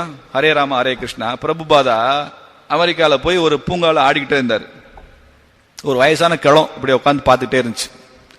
இவர் வாட்டுக்கு ஆடுறாரு கிருஷ்ண பிரேமையில. நீ என்ன பண்றேன்னு கேட்டுச்சு முடிச்சதுக்கு அப்புறம் அந்த கிளம். இவர் சொன்னார், கிருஷ்ண பக்தியில பாடல்லாம் பாடுறேன். இதனால என்ன பிரயோஜனம் அப்படின்னு கேட்டுச்சு அந்த கிளம்.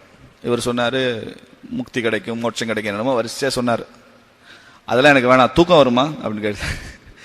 இந்த மாதிரி டான்ஸ் ஆடி பாடினா படுத்தா தூக்கம் வருமா?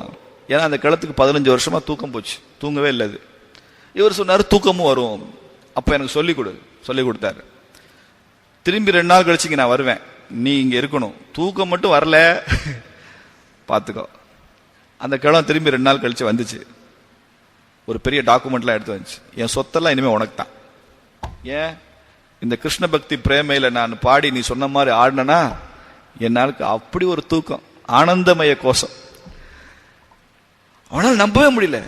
இன்னைக்கு உலகத்துல தி கிரேட்டஸ்ட் டிசார்டர் என்ன தெரியுமா? Sleep disorder. தூக்கத்தை பத்தி தான் உலகத்துல இன்னைக்கு நிறைய ஆராய்ச்சி நடக்குது. நரம்பியல் நிபுணர்கள்லாம் வளர்ந்த நாடுகள்ல தூக்கம் தொலைந்திருக்கிறது. தற்கொலைகள் அதிகமா இருக்கு வளர்ந்த நாடுகள். எதெல்லாம் பொருளாதாரத்துல வளர்ச்சி பெற்ற நாடுன்னு சொல்றோமோ, மக்களுக்கு எல்லா சௌகரியங்களும் கிடைக்கிற நாட்டுல தூக்கம் குறைஞ்சிருக்கு, குற்றங்கள் கூடியிருக்கு, தற்கொலை அதிகமா இருக்கு. நம்ம நாட்டுல தற்கொலை குறைஞ்சிருக்கு. என்ன காரணம்? மெத்த வாங்கினாங்க, தூக்கத்தை வாங்கலாம். ஒரு இன்டர்நேஷனல் ஜேர்னல் ஒரு ஆர்டிகல் எழுதியிருக்கான், இந்தியாவில் குற்றங்கள் குறைவாக இருப்பதற்கு காரணம். இவன் வெளிநாட்டுக்காரர் எழுதியிருக்கான் அந்த கட்டுரை. ரொம்ப தமாஷா இருக்கு. அவன் சொல்றான், கிளி ஜோசியர்கள் தான் அப்படின்னு எழுதியிருக்கான். மரத்தடியில உட்காந்து கிளி ஜோசியம் பாக்குறான்ல அவன் தான். என்ன காரணம்? ஒரு 6 மாசம் தான்ப்பா அப்படி இருக்கும். நீ இப்ப என்ன தொழில் துவங்கினாலும் சரியா வராதே. ஆமா, இவன் இப்ப நீ என்ன நல்லதுதான் பண்ணுவ, ஆனா அவன் சொந்தக்காரன் எல்லாம் உன்னை கரிச்சு கொட்டிட்டே இருப்பானே. ஆமாப்பா, எங்கே போனாலும் கரிச்சு கொட்டான். கடன் தொல்லை ரொம்ப இருக்குமே, காலையில அவன் தான் காலிங் பெல்ல அடிக்கிறான். 1 வருஷத்துக்கு அப்படி இருக்கும். கிரகம் சரியில்லை, இந்த திசை மாதிரி அந்த திசை வந்துருச்சுன்னு வச்சுக்க, பின்னிருவேன். அப்போ இவனுக்கு விரக்தியில இருக்கிறவனுக்கு என்னமாவது செஞ்சிட முடியாதான்னு இருக்கிறவனுக்கு 1 வருஷத்துக்கு நேரம் சரியில்லை, அவ்வளவுதான். நீ போய் விளக்கு போடு, நீ போய் இந்த மரத்தை சுத்தி சுத்தி வா. என்னமோ சொல்றான் பாருங்க, தற்கொலை குறையுதுங்கிறார் அவரு. நம்ம நாட்டில் தற்கொலை குறைவாக இருப்பதற்கு காரணம் இந்தியாவில் கிளி ஜோசியர்கள் தான் அப்படின்னு சொல்றாரு. உண்மையா பொய்யான்றதை நீங்க ஆராய்ச்சி பண்ணுங்க. அடுத்த கேள்வி, the first priority is collective interest or personal interest? சமுதாய நலன் முக்கியமா, நம்முடைய தனிப்பட்ட நலன் முக்கியமா? Option A collective interest, option B personal interest. நாம நம்ம வேலைகளை ஒழுங்கா பார்த்துட்டு போனா சமுதாயம் நல்லா தானே இருக்கும். என் வீட்டை நான் சுத்தமா வச்சுக்கிறேன், என்னோட ட்ரெஸ் எல்லாம் நான் சுத்தமா புடவை எல்லாம் துவைச்சு வச்சு நல்லா வச்சுக்கிறேன், நான் ஒழுங்கா வேலை பார்க்கிறேன், என் வீட்டுக்கு நான் சமைச்சு போட்டுக்கிறேன், அதான் பர்சனல் இன்ட்ரெஸ்ட். சமுதாயத்தில் எல்லாம் நல்லபடியா தானே சார் நடக்கும். காந்தி என்ன சொல்றாரு சர்வோதயத்தை பத்தி சொல்றப்போ, சர்வோதயத்தினுடைய முதல் கோட்பாடு பொது நலனில் தான் தனி நலன் அடங்கி உள்ளது அப்படிங்கிறார். தனி நலன்ல பொது நலன் இல்ல, பொது நலன்ல தனி நலன் இருக்கு. இப்ப நீங்க உங்க வீட்டுல கொசு இருக்க கூடாதுன்னு நினைச்சீங்கன்னு வச்சுங்க, நீங்க என்னென்ன பண்றீங்க? கொசுவலை கட்டுறீங்க, குட் நைட் போடுறீங்க, ஆல் அவுட் வச்சுக்கிறீங்க இல்லையா? தொடர்ந்து குட் நைட் யூஸ் பண்ணீங்கன்னா ஆல் அவுட். அப்புறம் கொசுவோட விளையாடுறதுக்குன்னே இப்போ ஒரு பேட் எல்லாம் வந்திருக்கு, அதெல்லாம் விளையாடுறோம், எல்லாம் பண்றோம். கொசு ஒளிதா? நமது வீட்டுல கொசு இருக்கக்கூடாதுன்னு நினைச்சு நாம போராடுகிற போராட்டம் இருக்க, அது திருப்பூர்ல கொசு இல்லாமல் செய்வதற்கு உத்தரவாதப்படுத்தாது. ஆனால் திருப்பூர்ல கொசு இருக்கக்கூடாதுன்னு முயற்சி பண்றீங்கன்னு வச்சுங்க, அதுக்கு கொசு பேட்டெல்லாம் வாங்க மாட்டோம், குப்பையை அகற்றுவோம், சாக்கடையை மூடுவோம், தண்ணீர் தேங்க விட மாட்டோம். நாம ஒவ்வொருத்தரும் பொறுப்பா இருந்தா கார்பரேஷனும் பொறுப்பா தான் இருக்கணும், வேற வழி இல்லை. திருப்பூர்ல கொசு இல்லைன்னா உங்க வீட்டுல கொசு இருக்குமா? இருக்காது. வீடு பெருசா கட்டுறோம், ரோடு சின்னதா 8 அடி தான் விடுறோம், எப்படி ஸ்ட்ரீட் லைட் வரும், டிரைனேஜ் வரும், டெலிபோன் கேபிள் எப்படி வரும்? வீடு சின்னதா இருக்கலாம், தெரு பெருசா இருக்க வேண்டாமா? தெருவுக்கு வாஸ்து சாஸ்திரம் எல்லாம் இல்லையா? வீட்டுக்கு தான் வாஸ்து சாஸ்திரமா? அப்போ காமன் அம்யூனிட்டிஸ், பொதுவான நலன்கள், அதுக்கு முக்கியத்துவம் அதிகம் இருக்கணும். நம்ம நலன்களை அது பாதுகாக்கும். நாம என்ன நினைக்கிறோம், நாம எப்படியாவது நல்லா இருந்துட்டா, நம்ம வீட்டுக்காரர் குடிக்காம இருந்துட்டா நமக்கு கவலையே இல்லை. நம்ம வீட்டுக்காரர் பைக்ல போயிட்டு இருக்கிறோம், எதிர்த்து வர்ற டிரைவர் குடிக்காம இருக்கணுமே, நான் மாத்திரம் குடிக்காம போய் என்ன பிரயோஜனம்? எதிர்த்து வர்றேன் ஃபுல்லா லாரிக்காரன் அப்படி லோடுல வரான், வண்டியும் லோடு அவனும் லோடு, என்ன ஆகும்? அப்ப நான் நல்லவனாது பிரயோஜனம் இல்லை. சமுதாயத்தில் குடிப்பழக்கம் இல்லை என்றால் நானும் குடிக்க மாட்டேன், அவனும் குடிக்க மாட்டான். சிம்பிளா புரியுற மாதிரி சொல்றேன், அதுக்காக சொல்றேன். அப்போ சமுதாய நலன் நமது தனிப்பட்ட நலனை விட முக்கியம். My spirit is based on in spite of or because of. இது ரொம்ப முக்கியமான பாயிண்ட். இன்ஸ்பைட் ஆஃப்னா இந்த பிரச்சனைகளையும் மீறி அப்படின்னு அர்த்தம், பிகாஸ் ஆஃப்னா இந்த காரணங்களால் அப்படின்னு அர்த்தம். ஏமா காலேஜுக்கு ஸ்கூலுக்கு லேட்டா வர்ற? சார் மழை பெய்தது, ஆட்டோ இல்லை, பஸ் போயிடுது, ரோடு ஒரே டிராஃபிக் ஜாம், அதனால நான் லேட்டா வந்தேன். ஜஸ்டிஃபைடு தான், நீங்க சொல்ற காரணம்லாம் உண்மைதான், பொய் சொல்லலை. ஆனா இன்னொரு டீச்சர் சொல்றாங்க, சார் மழை பெய்தது, ரோடு ஜாம் ஆயிடுச்சு, கொடை இல்லை, ஆனாலும் நான் சரியான நேரத்துக்கு ஸ்கூலுக்கு வந்துட்டேன். இவ்வளவு பிரச்சனைகள் இருந்தாலும் கூட சரியாக வந்துட்டேன்.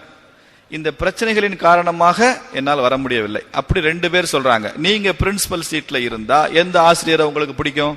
நீங்க பிரின்சிபல் சீட்ல இருக்கீங்க. ஒரு டீச்சர் இப்படி சொல்றாங்க இன்ஸ்பைட் ஆஃப், இன்னொரு teacher because of these problems சொல்றாங்க. யாரை பிடிக்கும் நமக்கு? இன்ஸ்பைட் ஆஃப், அதானே பிடிக்கும். அதான் வால்டர் சொல்றாரு, நீ எத்தனை புயல்களை சந்தித்தா என்பது முக்கியம் அல்ல, கப்பலை கரை சேர்த்தாயா, அதான் முக்கியம். சார் நான் இங்க போனேன் சார், சுனாமி வந்தது, ஒரு பெரிய சுறாமி அடிச்சது, சோமாலியால கொள்ளைக்காரர் இருந்தா, எல்லாம் சரிப்பா, கப்பல் என்னாச்சு? மூழ்கி போச்சு சார். அப்படி ஒரு கப்பல் கேப்டன் சொல்றாரு. அந்த கேப்டனை முதலாளிக்கு பிடிக்காது. இன்னொரு கேப்டன் சொல்றாரு, சுனாமின் வந்தது, சோமாலியால பிடிச்சு வச்சாங்க, பெரிய சுனாமி வந்தது, சரிப்பா கப்பல் என்னாச்சு? இந்த கொண்டு வந்து பத்திரமா நங்கூரம் போட்டு நிறுத்திட்டேன். ஆதிசங்கரர் சொல்றாரு, a river never complains அப்படிங்கிறார். ஒரு நதி என்ன செய்யுமா? அது கிளம்பி போகும், அதனுடைய ஆரிஜின்ல இருந்து கிளம்பும். கடலை நோக்கி போறதான நதியோட பயணம். கொஞ்ச தூரத்துல போறப்பே ஒரு பெரிய பள்ளம் வரும். ஐயோ நான் கடலை நோக்கி போகும்போது இவ்வளவு பெரிய பள்ளம் வந்து விட்டதே. நதி ஏதாவது கம்ப்ளைண்ட் லெட்டர் எழுதுதா? இல்ல, அமைதியா நின்று அந்த பள்ளத்தை நிரப்பும். அதுக்கு 1 நாள் கூட ஆகலாம், 2 நாள் கூட ஆகலாம். அமைதியா நிரப்பி நிறைஞ்சிட்டியா, சரி இப்ப நான் போலாமா? போலாம். திரும்பி நதி கண்டினியூஸ். கொஞ்ச தூரம் போனோடனே ஒரு பெரிய மலை வரும், போகாத அப்படின்னு நதியை தடுக்கும். ஐயோ நான் போகும்போது என்னை தடுத்து விட்டாயே, நதி கம்ப்ளைண்ட் பண்ணுதா? இல்ல, அந்த மலையை நமஸ்காரம் பண்ணி நீ லெஃப்ட் பக்கம் போ, நான் ரைட் பக்கம் போறேன்னு மலையை சுத்தி அப்படி பரிக்கிறமா அப்படி சுத்திட்டு மலையை நமஸ்காரம் பண்ணி, இப்ப நான் போலாமா, போ. கொஞ்ச தூரம் போவான். மனுஷன் பெரிய டேம் கட்டி வச்சிருப்பான், அணைக்கட்டு பிரம்மாண்டமா கட்டி வச்சிருப்பான். உன்னை விட மாட்டேன், எனக்கு தேவை, நீ வச்சுக்கோ. நதி கம்ப்ளைண்ட் பண்றது இல்ல, ஆனா நிரம்பும். ஆனா நிரம்புனா என்னைக்காவது திறந்து விட்டு தான் ஆகணும் தெரியும் உனக்கு, நதிக்கு தெரியும், திறந்து விடுவான். இப்ப நான் போலாமா, போ, கண்டினியூ பண்ணு. அப்போ பல்ல இருக்கலாம், மலை வரலாம், அணைக்கட்டு இருக்கலாம், நதி கம்ப்ளைண்ட் பண்றது இல்ல. அது வேலையை அது பார்த்துட்டு அது பாட்டுக்கு பொறுமையோட போய் சேர வேண்டிய இடத்துக்கு சேர்கிறது. ஆனா நாம கம்ப்ளைண்ட் பண்ணிட்டே இருக்கோம், அது சரியில்லை, இது சரியில்லை, பஸ் சரியில்லை, நீங்க ஓட்ட உடசல், மழை வந்துருச்சு, இடி விழுந்தது, மின்னல் அடிச்சது, பையன் சரியில்லை, அப்பா அம்மா சரியில்லை, பிரின்சிபல் சரியில்லை, டீச்சர் சரியில்லை. எல்லாவற்றையும் சமுதாயத்தில் பார்க்கறதெல்லாம் கம்ப்ளைண்ட் பண்ணுகின்ற ஆட்டிடியூட் இருக்க, தட் இஸ் பிகாஸ் ஆஃப் இந்த பிரச்சனைகளால் அப்படின்னு அர்த்தம். But we must transcend in spite of. இந்த பிரச்சனைகளையும் மீறி நான் வேலை செய்வேன். அதுதான் leadership. Working like the owners, working like the owners. You are working for reward or redemption. Redemption என்ன? நம்ம பாண்டு ரிடம்ஷன் பண்றோம்ல, இன்சூரன்ஸ் பாண்டு. ரிடம்ஷன்னா மீட்பு, மோட்சம், கதி மோட்சம்னு அர்த்தம். அதான் ரிடம்ஷன். ரிவார்டுனா பரிசு. இப்ப நமக்கு கிடைக்கிற சம்பளம் பரிசு, நமக்கு கிடைக்கிற டைட்டில் பரிசு, நமக்கு ஏதாவது அவார்டு கிடைக்குது, இதெல்லாம் ரிவார்டு. ரிடம்ஷன்னா கதி மோட்சம். எதற்காக நாம் வேலை செய்கிறோம்? இந்த பிறப்பு கடை தேறுவதற்காகத்தானே. என் கடன் பணி செய்து கிடப்பதேன்னு சொல்றாருல திருநாவுக்கரசர். என்ன காரணம்? he works for redemption, not for reward. சம்பளம் இல்லைனாலும் அவர் உளவார பணி செய்து கொண்டே இருப்பார். அது எப்படி சார் அவ்வளவு ஹை லெவல்ல திங்க் பண்ண முடியும்? முடியும். நம்ம அம்மாலாம் என்ன பண்ணாங்க? உங்க அம்மா ஏன் வீட்டுல குக் பண்ணாங்க? For reward or redemption? சொல்லுங்க பார்க்கலாம். நம்ம பாட்டி தாத்தா மூதாதையர்கள் எல்லாம் வீட்டுல சமைச்சாங்க, துவைச்சாங்கல்ல, எல்லாம் பண்றாங்கல்ல. அவங்க ஒர்க் பண்ணதெல்லாம் ரிவார்டுக்கா ரிடம்ஷனுக்கா? நீங்க ஏதாவது சம்பளம் போட்டு கொடுத்தீங்களா உங்க அம்மாக்கு, உங்க பாட்டிக்கெல்லாம்? ஏன் இத்தனை பிள்ளை குட்டி எல்லாம் பெத்துக்கிட்டாங்க? போதும்பா, 2ஓட நிறுத்திக்கலாம். ஏன் 1 dozen 2 dozen? Because they're working for redemption, கதிமோட்சம், கடை தேறுவதற்காக. இந்த மனித பிறப்புல நாம் செய்ய வேண்டிய சில காரியங்கள் இருக்கின்றன. அதற்கு சம்பளமோ பரிசோ பதவியோ பட்டமோ இதையெல்லாம் தாண்டி நாம் பணியாற்ற வேண்டும் என்கின்ற எண்ணம். You want to appreciate values or valuables. வேல்யூபிள்ஸ்னா பணம், நகை, பொருட்கள், வீடு, வாசல், பிளாட்டு, இடம், அபார்ட்மெண்ட்ஸ், நம்முடைய பதவி, ப்ரமோஷன், இதெல்லாம் வேல்யூபிள்ஸ். வேல்யூஸ்னா நேர்மை, ஒழுக்கம், கற்பு, உண்மை, தன்னம்பிக்கை, சமுதாய அக்கறை, இதெல்லாம் வேல்யூஸ். உதாரணத்துக்கு சொல்றேன். நீங்க இந்த ரெண்டுல எதை அப்ரிஷியேட் பண்றீங்க? வேல்யூஸையா வேல்யூபிள்ஸையா? எது இல்லைன்னா ரொம்ப கவலைப்படுவீங்க. சும்மா சொல்லக்கூடாது, சொல்லுங்க. நீங்க உங்க குழந்தைகளுக்கு முன்னால எதை பத்தி பேசுறீங்க? வேல்யூஸை காமிச்சு அவங்கள மோட்டிவேட் பண்றீங்களா, வேல்யூபிள்ஸை காமிச்சு மோட்டிவேட் பண்ணீங்களா? நீயும் அவனை மாதிரி இன்ஜினியர் ஆயிரணும், அப்படித்தானே சொல்றோம். நீயும் ஃபாரின்ல போய் சம்பாதிக்கணும். பாரு, அவன் 2 கார் வச்சிருக்கான். நம்ம ஒரு ஓட்ட சைக்கிளே உங்க அப்பா இத்தனை வருஷம் ஓட்டுறா இருப்பார் வாழ்க்கையை. நீ ஒரு பைக் வாங்கணும், நீ ஒரு கார் வாங்கணும், சொல்றமா இல்லையா? வேல்யூபிள்ஸை காமிச்சு தானே மோட்டிவேட் பண்றோம் யாரையுமே. சாப்பிட உட்கார்றப்ப என்ன பேசுறோம்? நேத்து வரைக்கும் ஏதோ இருந்தான், அன்னைக்கு பாரு இந்த ஏரியாவை வளைச்சுட்டான், எத்தனை வீடு, எவ்வளவு வாடகை, அப்பா. அது வேல்யூபிள்ஸா இல்லையா? அந்த அம்மாவுக்கு எவ்வளவு நீளமா முடி சொல்றோம்ல வீட்டுல. அதை கேட்கிற ஒரு 10-12 வயசு பொண்ணு வருது, நம்மளும் நீளமா முடி வச்சா தான் 4 பேர் பாராட்டுவாங்க என்ன வருது இல்ல. சில வீட்டுல பிள்ளைங்க பேசும், எங்க மிஸ்ஸுக்கு என்ன புடவை கட்டினாலும் அழகா இருக்கும். அந்த மிஸ் பாடம் நடத்துறது எல்லாம் அந்த பொண்ணு பாக்குறது இல்ல, அந்த மிஸ் என்ன புடவை கட்டியிருக்காங்க, எப்படி இருக்காங்க, அதுதான் அந்த குழந்தைக்கு இன்ஸ்பிரேஷன். நாம எல்லாரும் பண்ற தப்பு, we appreciate valuables at our home. அதை பார்த்து பிரமிக்கிறோம், அதை ரோல் மாடலா காண்பிக்கிறோம். But various values only sustain the society. Valuable sustain பண்ணாது. நாம எதை அப்ரிஷியேட் பண்றோமோ அது வளரும். நீங்க ஒரு ஆசிரியரை பத்தி வீட்டுல பேசுறப்போ அந்த அம்மா அவ்வளவு அற்புதமா பாடம் நடத்துவாங்க. அவங்க மேத்தமெட்டிக்ஸ் சொல்லி கொடுத்தா அப்படியே மனசுல பதியும். ஃபார்முலாவை ஞாபகம் வைத்துக் கொள்வதற்கு எளிமையான வழி சொல்லுவாங்க. அவங்க கிட்ட படித்த மாணவர்கள் இதுவரைக்கும் சென்டத்துக்கு குறைஞ்சு வாங்கினதில்லை. அவ்வளவு கமிட்டட் டீச்சர், பங்க்சுவல், சின்சியர், அப்படி சொல்லி இதெல்லாம் கேட்க கேட்க உங்க வீட்டு பிள்ளைங்களுக்கு நாமளும் சின்சியரா இருக்கணும், நாமளும் பங்க்சுவலா இருக்கணும், நாமளும் கமிட்டடா இருக்கணும்ன்ற எண்ணம் வரும். அதை விட்டுட்டு நாம இவன் இடத்த வாங்கி போட்டான், இவன் 4 காரை வாங்கிட்டான், பங்களா கட்டி விட்டான், வீட்டை கட்டி விட்டான், அந்த அம்மாவுக்கு முடி நீளமா இருக்கு, அந்த அம்மாவுக்கு என்ன புடவை கட்டினாலும் அழகா இருக்கும், இவரை பாரு எப்படி இருக்கிறாரு, எவ்வளவு ஸ்டைலா இருக்கிறாரு, ரஜினிகாந்த் எப்படி சிகரெட்டை தூக்கி பிடிக்கிறாரு, அதை பார்த்து கைத்தட்ட ஆரம்பிச்சு அதை அப்ரிஷியேட் பண்ணா இதெல்லாம் நமக்கும் இருந்தாதான் நம்ம சமுதாயம் மதிக்கும் என்கின்ற இளைய தலைமுறைக்கு நாம we are giving a message indirectly and அவங்களுக்கு அந்த மோட்டிவேஷன் தான் வரும். ஏன் இன்னைக்கு பையன் ஒரு சினிமா நடிகர் பின்னால ஓடுறான்னா நாம அதை மதிக்கிறோம். வீட்டுல சினிமாவை பத்தி அதிகம் பேசுறோம், சினிமா நடிகரை பத்தி அதிகம் பேசுறோம். சமுதாயத்தை என்லைட்டன் பண்றவங்களை விட என்டர்டைன் பண்றவங்களுக்கு அதிக முக்கியத்துவம் கொடுக்குறோம். என் ஒரு துளி வியர்வைக்கு ஒரு பவுன் தங்க காசுங்கிறார் ரஜினிகாந்த். அப்துல் கலாமுக்கே 50,000 ரூபாய் தான் சம்பளம் அவர் சயின்டிஸ்டா இருக்கிறப்ப. இவருக்கு ஒரு துளி வியர்வைக்கு ஒரு பவுன் தங்க காசு கொடுத்தது தமிழ் அல்லவான்னு சொல்றாரு. அப்போ ஒரு சினிமா நடிக்கிறவருக்கு ஏன் இவ்வளவு குளோரிஃபை பண்றோம்? Because we appreciate valuables not values. ஆனா வேல்யூஸ் இருக்கிற சமுதாயத்துல தான் நல்ல மக்கள் உருவாவாங்க. நமக்குமே அதான் சேஃப்டி. குறிப்பா பெண்களுக்கு அதிகமான பாதுகாப்பு வேல்யூஸ் நிக்கிற சமுதாயத்துல தான். வேல்யூபிள்ஸ் இருக்கிற சமுதாயத்துல இருக்காது, தெரிஞ்சுங்க. எங்கு தர்மம் பாதிக்கப்படுகிறதோ, எங்கு அறம் சிதைக்கப்படுகிறதோ அங்கு முதலில் பாதிக்கப்படுபவர்கள் பெண்கள். ஆம்பளை எல்லாம் கெட்டவனாயிட்டான்னா ஆம்பளைக்கு வர்ற பாதிப்பை விட பொண்ணுக்கு வர்ற பாதிப்பு ரொம்ப அதிகம். அதனால இந்த ஆம்பளைங்களும் சரி பொண்ணுங்களும் சரி நல்லவர்களாக இருக்கணும், அவங்க நல்லவர்களாக மாற்ற வேண்டும் என்கின்ற பொறுப்பு ஒரு ஆணுக்கு விட பெண்ணுக்கு அதிகமா இருக்கு. Because you will be the victims. நான் பயமுறுத்துறதுக்காக அதை சொல்லல, எல்லா இடத்துலயும் இதான் நடக்குது. எங்கு தர்மம் சிதைகிறதோ அங்கு பெண்கள் தான் முதல்ல பாதிக்கப்படுறாங்க. நம்ம ராஜாக்கள்லாம் கோழைகளானா ஒற்றுமை இல்லாம போச்சு, முகலாயர்கள் படையெடுத்து வந்தாங்க. முதல்ல பாதிக்கப்பட்டது ராஜாக்கள் இல்ல, நம்ம ஊர் பெண்கள் தான் பாதிக்கப்பட்டாங்க. அப்போ ஒரு ராஜா நல்லபடி ஆட்சி செய்ய வேண்டும் என்கின்ற பொறுப்பு கூட அந்த ஊர் பொண்ணுக்கு இருக்கு, அதை மறந்துட முடியாது. அதனால யூ மஸ்ட் அப்ரிஷியேட் வேல்யூஸ். ஒரு ஸ்கூல்ல ஒரு குழந்தை கேட்ட கேள்வினாலதான் எனக்கு இந்த ஐடியாவே தோணுச்சு. அந்த குழந்தை கேட்டது, சார் எனக்கு 2 தாய் மாமா இருக்காங்க, ஒரு மாமா பெரிய கான்ட்ராக்டர் என்னமோ எடுத்து பண்றாரு, அவர் எப்போதுமே இன்னோவா கார்ல தான் வருவாரு. இன்னொரு தாய் மாமா ஒரு மெட்ரிகுலேஷன் ஸ்கூல்ல வாத்தியாரா இருக்காரு, சைக்கிள்ல தான் வருவார். எங்க வீட்டுக்கு அவங்க 2 பேரும் எப்போ வந்தாலும் அந்த இன்னோவா கார்ல வர்ற மாமாவுக்கு கடுமையான மரியாதை. அவரை பத்தி எங்க அம்மாவும் எங்க அப்பாவும் புகழ்ந்து பேசிட்டே இருப்பாங்க. அவர் அவ்வளவு சம்பாதிச்சிட்டார், இவ்வளவு சம்பாதிச்சிட்டார், மனைவிக்கு இவ்வளவு நகை போட்டார், அதை பண்ணிட்டார், இதை பண்ணிட்டார். ஆனா அவர் எதுவுமே முறையான வியாபாரமே பண்ணல. ஆத்துல இவ்வளவுதான் மணல் அள்ளணும்னா அவர் அல்றாரு, டன் அல்றாரு, எல்லாமே சட்டவிரோதம். ஆனால் இவர் மெட்ரிகுலேஷன் ஸ்கூல்ல வேலை செய்யற எங்க மாமா இருக்காரு, ரொம்ப கமிட்டட் டீச்சர், அவரு ரொம்ப நல்ல மனிதர். அவருக்கு குழந்தைகள், பாடம், படிப்பு, ஸ்கூல்ல வேலை செய்யறதை தவிர வேற ஒன்றும் தெரியாது. ஆனால் இவருக்கு மரியாதை இல்லை எங்க வீட்டுல. இது ஏன் அப்படின்னு அந்த குழந்தை கேட்குது. என்ன பதில் சொல்றது? அந்த குழந்தை அப்சர்வ் பண்ணிருக்கா. அப்பதான் எனக்கு தோணுச்சு, வி மஸ்ட் ரெஸ்பெக்ட் வேல்யூஸ். குழந்தைங்க பார்த்துட்டே இருப்பாங்க. பட் திஸ் ஃபேமிலி அவங்க தே அப்ரிஷியேட் வேல்யூபிள்ஸ். அவர் வர்ற இன்னோவா காரும், அவனுடைய பளபளப்பும், அவனுடைய வசதி வாய்ப்புகளும், அவனுடைய இன்ஃபுளுயன்ஸும், அவனுடைய அதிகாரம், செல்வாக்கு, இது பெரிதாக தெரிகிறது நமக்கு. இந்த உண்மையும் உழைப்பும் கடுமையான சின்சியாரிட்டியும் இவனுடைய நேர்மையும் பெரிதாக நாம் மதிப்பதில்லை. எத்தனை நாளைக்கு சார் நல்லவனாவே இருப்பான், நீங்க அவனை அப்ரிஷியேட் பண்ணலைன்னா நான் ஏன் சார் நல்லவனா இருக்கணும் சொல்லுங்க? என்னை சுத்தி எல்லாம் அயோக்கியனா இருக்கான், அயோக்கியெல்லாம் நீங்க பாராட்டுறீங்க, அவனுக்கெல்லாம் பெரிய பெரிய செலவு வைக்கிறீங்க, அவனை மாதிரி உண்டுமாங்கிறீங்க, சம்பாரிச்சிட்டாங்கிறீங்க. இப்ப நானும் அப்படி இருக்கேன், நான் மட்டும் எனக்கு நேர்மையா இருக்கணும், எனக்கு நேர்த்தி கடனை வேண்டுதலை, எனக்கு நானும் திருடுறேன், நானும் ஏமாத்துறேன், நானும் சட்டத்துக்கு விரோதமா என்ன வேணாலும் பண்றேன், என்னைய நீ பாராட்டுவியா இல்லையா? இந்த எண்ணம் ஒரு இளைஞனுக்கு வருமா வராது? அதுக்கு இளைஞன் காரணம் இல்லைங்க, நீங்களும் நானும் தான் பொறுப்பு. You must appreciate values. அதை பண்ண பண்ண பண்ண வேல்யூபிள்ஸுக்குரிய இம்பார்ட்டன்ஸ் குறையும். சமுதாயம் வேல்யூஸை தான் மதிக்குது. ஹரிச்சந்திரன் உண்மை பேசினா இன்னைக்கு கதை சொல்றோம். காந்தி அகிம்சையின்படி நடந்தார், இன்னைக்கு சொல்றோம்.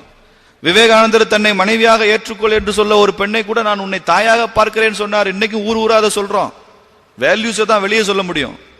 விவேகானந்தர் வாழ்ந்த காலத்துல இந்த நாட்டில் எத்தனையோ ராஜாக்கள் இருந்தாங்க, வசதியா இருந்தாங்க, சொகுசு வாழ்க்கை வாழ்ந்தாங்க. எந்த ராஜாவாவது பேர் சொல்லுங்க பார்க்கலாம். நீங்க ஆதிசங்கரர் வாழ்ந்த காலத்துல இந்த மன்னனின் பேர் சொல்லுங்க, தெரியாது. ஆதிசங்கரர் பேர் தெரியும். ஏன்? துறந்தவர் எல்லாத்தையும். அனுபவித்தவர்களை விட துறந்தவர்கள், தியாகம் செய்தவர்கள், அவர்களை தான் இந்த சமுதாயம் நினைவில் வச்சிருக்காங்க. அதுதான் வேல்யூஸ். அப்ப இந்த வேல்யூஸ மக்களிடம் அதிகமாக மாணவர்களிடம் கொண்டு போகிற ஒரு மகத்தான பொறுப்பு இளைஞர்களிடம், ஆசிரியர்களிடம் இருக்கிறது. நாம நினைச்சா அந்த சமுதாய மாற்றத்திற்கு காரணமாக இருக்க முடியும். we are the tools for social transformation. அப்படி ஒரு எண்ணத்தோட நாம ஆசிரியர் பணியில ஈடுபட்டு வேலை செய்யறப்போ ஒரு மகத்தான மாற்றம் வரும். அதுதான் ஒர்க்கிங் லைக் தி ஓனர்ஸ் என்ற அர்த்தம். நன்றி, வணக்கம்.